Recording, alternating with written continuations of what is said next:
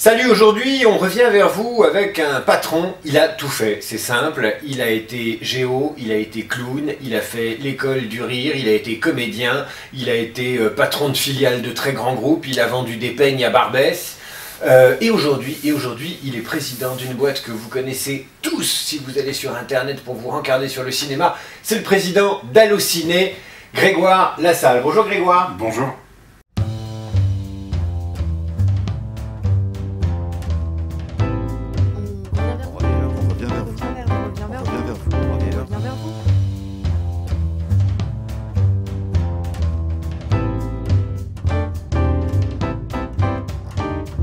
Combien de métiers dans ta vie?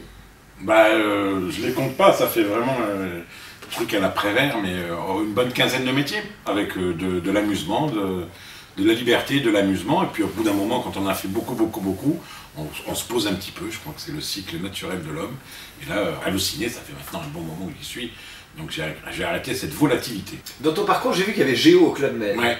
Qu'est-ce qu'on apprend? C'est une bonne école, Géo au Club Med? C'est génialissime. C'est génialissime si on prend du recul, si on le quitte. Parce que par exemple, moi qui adore le théâtre, un géo au Club Med, il a l'impression que c'est le meilleur comédien du monde, évidemment. Les types, ils ont passé la journée avec lui en tant que prof de tennis. Le soir, il a une plume dans le cul et tout le monde trouve ça extraordinaire. Ah, il est drôle. C'est très rigolo parce que c'est le film. Moi, c'était à l'époque, c'est il y a très longtemps. Donc c'est vraiment le film, avec tout ce que ça comporte. Alors, depuis, tu es devenu président d'Allociné, ouais. Qui est une boîte florissante, internationale, et là, pour le coup, tu as dû devenir recruteur. Oui, effectivement, on est aujourd'hui plus de 100 personnes en France, parce que je recrute que les personnes en France et les managers à l'international. D'abord, j'ai une équipe qui m'aide à recruter, donc qui me fait une présélection, et après, effectivement, je recrute selon mes critères à moi. Je ne suis pas du tout scientifique dans mon approche, il n'y a pas de graphologie, je ne regarde pas très peu les CV des gens. Je parle beaucoup plus de la boîte et de moi, sans prétention et sans cabotinage, parce qu'il y a des périodes d'essai dans une boîte. Donc quand je vois quelqu'un en face de moi, je parle de ma boîte, je parle de mes façons de fonctionner, de mes équipes, de la famille, c'est important. Et c'est la personne qui se dit, soit elle se ment elle-même, et puis dans 3 mois elle va partir, ou dans 15 jours elle verra qu'il n'y a pas la greffe, ou moi. Donc je parle beaucoup plus de moi que de la personne, parce que d'abord, mes recruteurs, enfin mes coéquipiers, on fait le boulot technique, donc le type s'il vient, c'est qu'il sait taper sur un ordinateur ou qu'il sait vendre une campagne, et moi je regarde l'individu. Il y a 4-5 points qui sont intangibles. Le premier, c'est que je dis toujours, dans l'entretien, on va se tutoyer, parce que soit je t'embauche et on se tutoiera, soit je ne t'embauche pas, on ne se reverra plus. Donc autant se tutoyer parce que je suis plus à l'aise avec le tutoiement. Ça c'est systématique. Ensuite je serre toujours la main, parce que je dis, pareil, on va se serrer la main aujourd'hui, dans la boîte on ne se serre pas la main, on se dit bonjour. Donc c'est aujourd'hui, et si je t'embauche, et puis ce sera le jour où tu partiras. Pour la fin, l'OM, parce que je suis un grand supporter de l'Olympique de Marseille, c'est une stupidité terrible. Et donc je demande toujours si la personne, homme ou femme, aime le foot et si elle est supportrice de l'OM. Et si elle n'aime pas? Ben, ça me fait rire. Ça me fait rire parce qu'on peut se brancher pendant l'année. Il y a pas mal de PSG là, dans mon équipe. Et puis... et si on n'aime pas le foot? Oh, c'est pas grave du tout. C'est pas grave du tout. J'aime bien les gens qui aiment le sport. J'aime bien les gens qui aiment le sport parce que je pense que c'est une belle école. Et puis voilà, une fois que j'ai dit le tutoiement, serrer la main, l'OM, et puis j'aime bien savoir où les gens habitent, ça n'a strictement aucun intérêt. Mais c'est voilà, mon questionnaire pivot à ma manière, c'est les 5 questions que je pose. Est-ce qu'il y a un détail qui tue avec toi en entretien? Est-ce qu'il y a des personnes avec lesquelles tu ne t'entends pas? Est-ce qu'il y a des choses qui sont rédhibitoires? J'aime pas le laisser aller, et j'aime pas les gens que je sens trop coincé. Enfin, trop coincé, ça me fait peur. Un type trop coincé, que ce soit dans sa tenue, dans sa façon de me serrer la main, ou de me vouvoyer, ou de me faire des salam alek, homme ou femme, j'ai un petit peu de mal. T'es un patron, t'es un manager, mais t'es resté comédien, t'es resté saltimbanque, à quoi ça sert? À tout.